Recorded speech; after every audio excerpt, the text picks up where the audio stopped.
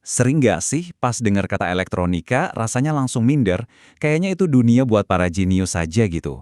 Nah, hari ini kita bakal bongkar mitos itu bareng-bareng. Saya mau tunjukin ke kamu kalau elektronika itu sebetulnya mudah. Dan ya, kamu juga pasti bisa paham. Yuk kita mulai?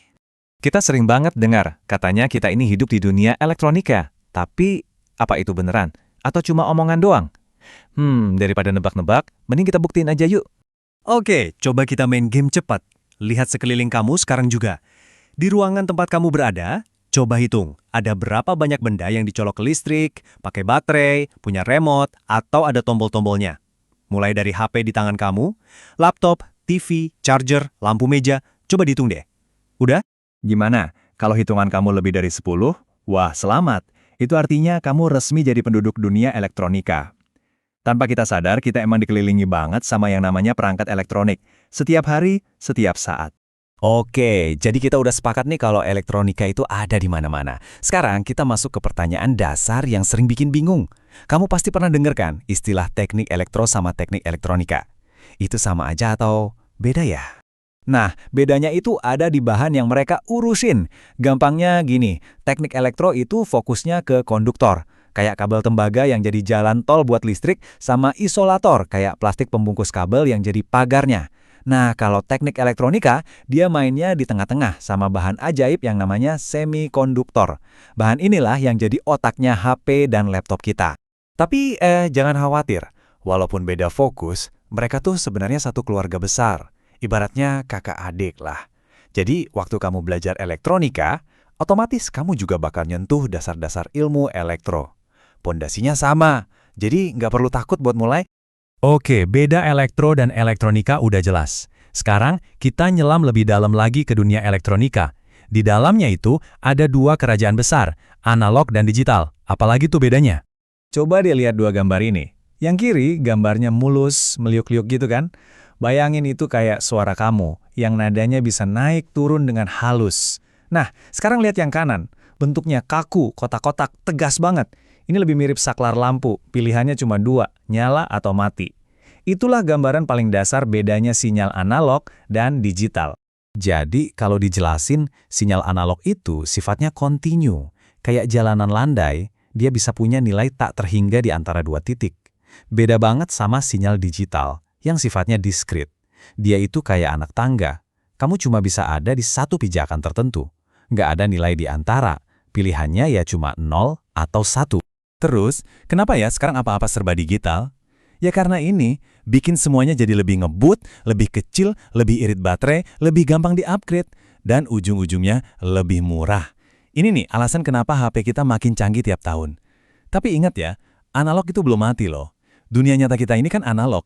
Suara, cahaya, suhu. Jadi, perangkat digital tetap butuh jembatan analog buat bisa berinteraksi sama dunia kita.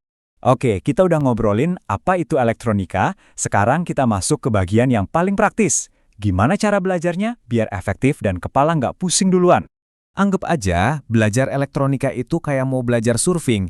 Kalau lihat ombak gede terus langsung nyebur ya, pasti kelelep. Tapi kalau kita punya strategi yang pas, kita bisa kok naklukin ombaknya. Kuncinya cuma satu, pendekatan yang benar. Nah, ini dia strategi kuncinya. Jangan coba-coba makan semuanya sekaligus. Kita pilah-pilah dulu informasinya jadi 3 level. Pertama, ada yang harus tahu. Ini pondasinya. Kedua, yang perlu tahu. Ini buat pengembangan. Dan ketiga, yang bagus untuk tahu. Ini sebagai pelengkap aja. Gini deh ngebedainnya. Must know itu fondasi mutlak. Tanpa ini, bangunan ilmu kamu bakal roboh. Need to know itu hal-hal penting yang bisa kamu pelajari sambil jalan. Dan nice to know, anggap aja itu bonus. Informasi seru yang bikin kamu kelihatan pinter tapi nggak wajib dipelajari di awal. Oke, materinya udah kita pilah-pilah. Pertanyaan selanjutnya, buat setiap topik, kita harus belajar sedalam apa sih? Apa semuanya harus kita kuasai sampai ke akar-akarnya? Jawabannya, enggak juga. Coba pakai analogi kotak ini. Buat materi yang must know tadi, kita anggap itu white box. Kita harus tahu luar dalam cara kerjanya. Buat yang lain, cukup jadi gray box. Kita paham konsep utamanya aja. Dan buat komponen yang rumit banget, anggap aja itu black box. Kita cuma perlu tahu inputnya apa dan outputnya bakal gimana. Nggak perlu pusingin dalamannya. Nah, ini ada satu tips pamungkas lagi. Kalau kamu mau mulai belajar dari buku atau kursus, jangan langsung terjebak di bab pertama. Coba deh, intip dulu semuanya. Baca cepat daftar isinya, lihat judul-judul babnya. Biar kamu dapat gambaran besarnya dulu. Ini ngebantu banget buat bikin peta belajar di kepala kamu. Kita udah bahas apa itu elektronika dan gimana cara belajarnya. Sekarang, bagian yang paling seru. Sebenarnya, buat apa sih kita belajar ini semua? Jawabannya, simple. Buat mewujudkan mimpimu. Coba deh bayangin, kamu bisa bikin smartwatch yang nggak cuma ngitung langkah kaki, tapi bisa deteksi gejala penyakit serius secara dini, menyelamatkan nyawa seseorang. Keren banget kan? Itulah kekuatan elektronika. Atau bahkan bikin teknologi canggih kayak tangan bionik ini. Ini bukan lagi sekedar robot, tapi teknologi yang bisa mengembalikan kemampuan seseorang buat menggenggam, merasakan, dan hidup normal lagi. Semua keajaiban ini awalnya dari pemahaman dasar elektronika. Jadi, apapun mimpi kamu, mau bikin robot canggih, alat kesehatan masa depan, atau sekedar bikin rumah jadi pinter, elektronika itu kuncinya. Biarin mimpi itu yang jadi bahan bakar buat semangat belajar kamu. Jadi, pesannya jelas banget ya. Elektronika itu bisa dipelajari. Peta buat belajarnya udah ada di tangan kamu. Sekarang, pertanyaannya bukan lagi, bisa nggak ya aku? Tapi ganti jadi, dengan ilmu ini, masalah apa yang mau aku pecahkan? Dunia seperti apa yang ingin kamu ciptakan? Jawabannya ada di tangan kamu.